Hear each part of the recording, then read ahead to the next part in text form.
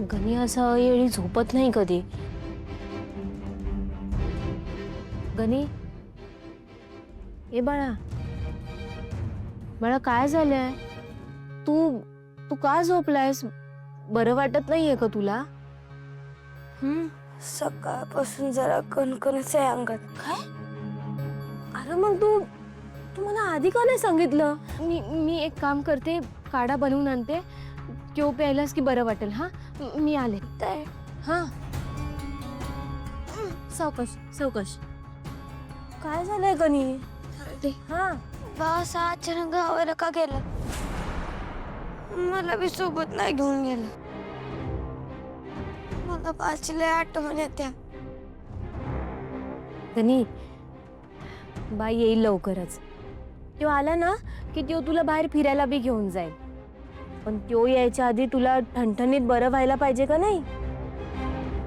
त्यामुळे मी तुला काढा बनवून आणते, तो प्यायलास ना की बरं वाटेल तुला. आणि हा, तुझ्यासाठी आणि आबासाहेबांसाठी स्वयंपाक बी करते. मी आलेच. डॅडी, आबा कुठे आहेत? मी शाळेत आल्यावर मला ते घरी बी नाही दिसले. काय? आबासाहेब असं न सांगता कुठे गेले?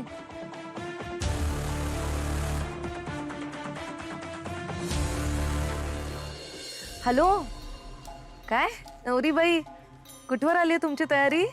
तुला माहितीये का साजिरी, तू जर इथे असतेस ना तर आपण दोघींनी मिळून तुझ्या साखरपुड्याची सगळी तयारी केली असती.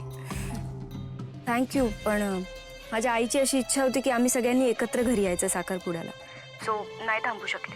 हो, नाही इट्स ओके. पण बरंच झालं अगं तू तुझ्या घरी निघून गेलीस.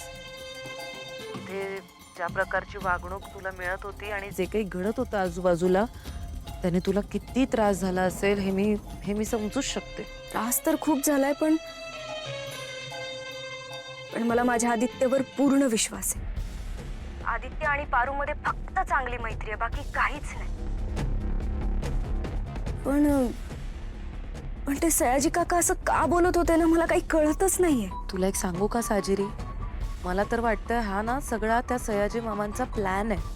म्हणजे हे बघ, मला मान्य आहे त्यांनीच आदित्यसाठी तुझी निवड केली होती, पण ते त्या मोलकरीण पारूला स्वतःची मुलगी मानतात. आणि आता त्यांना त्याच्या मुलीला, म्हणजे त्या मोलकरीण पारूला या घरची मालकीण होताना बघायचंय, म्हणून हे सगळं करतायत ते मुद्दाम. ते ना आता एक्सासू मॉमला पण त्यांच्या जाळ्यात ओढण्याचा प्रयत्न करतात. म्हणून तू तुझ्या साखरपुड्याच्या निर्णयावर अगदी ठाम राहा. उद्या व्यवस्थित काळजी घेऊन हॉलवर पोहोच. आणि तुला कोणी कितीही रिक्वेस्ट केली ना माघार घेण्यासाठी, तरी कोणाचंच ऐकू नकोस, ओके? हा, पण तुम्ही हे सगळं मला का सांगताय? अगं आता आपण जावा होणार ना, मग माझ्या लाडक्या जावेची काळजी नको का घ्यायला? आणि साजिरी, मागे एकदा माझ्याकडून तुझ्या बाबतीत काहीतरी चुकीचं घडलं होतं, तरी पण तू मला मोठ्या मनाने माफ केलेलंस. तेव्हापासूनच मी ठरवलेलं की मी तुझ्या बाजूने एव्हरी टाइम तुझ्यासाठी उभी राहीन. म्हणून म्हणते, तू तुझ्या निर्णयावर अगदी ठाम राहा, माघार घेऊ नकोस, okay? Okay, bye.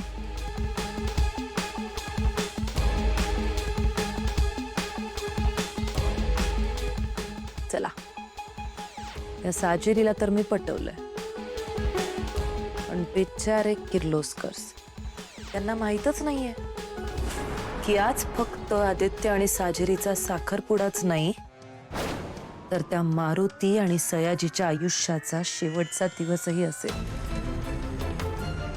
Finally Kirloskar mansion मध्ये दुःखाचा महापूर येणार.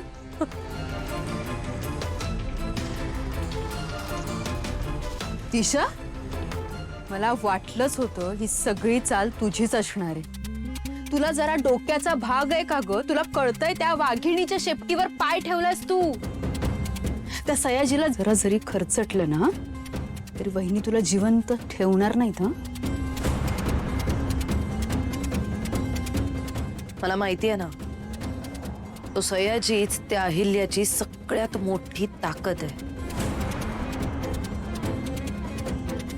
पण तिच्या आयुष्यात तिची ताकदच नाही राहिली, तर काय वाकडं करेल ती अहिल्या देवी किर्लोस्कर माझं.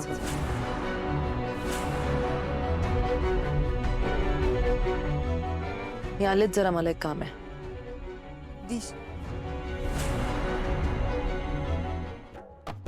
या दिशाचा काही नेम नाही. ही कुणाचाही जीव घेऊ शकते. पण खरंच हिने सयाजीला काही केलं आणि वहिनींना समजलं तर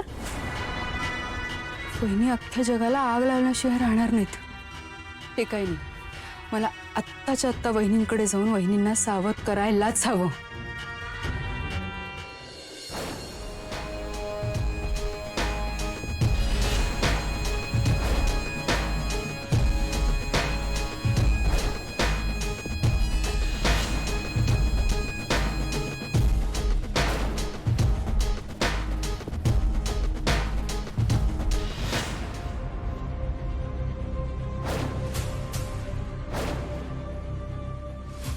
मारुती,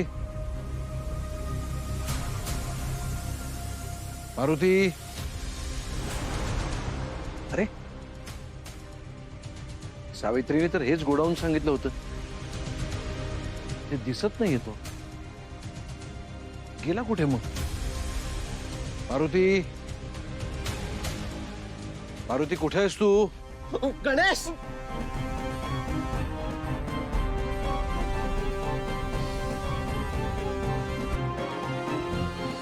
हो हो, मी तुम्हाला लोकेशन पाठवते ना. येस, भेटू. वहिनी, थांब जा.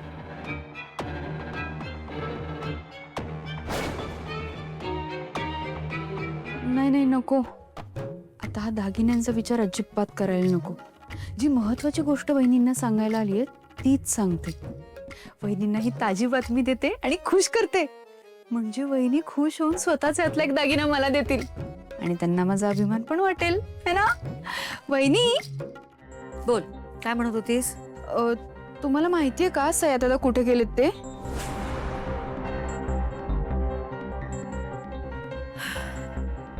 तो माझ्यावर रागावून निघून गेलाय.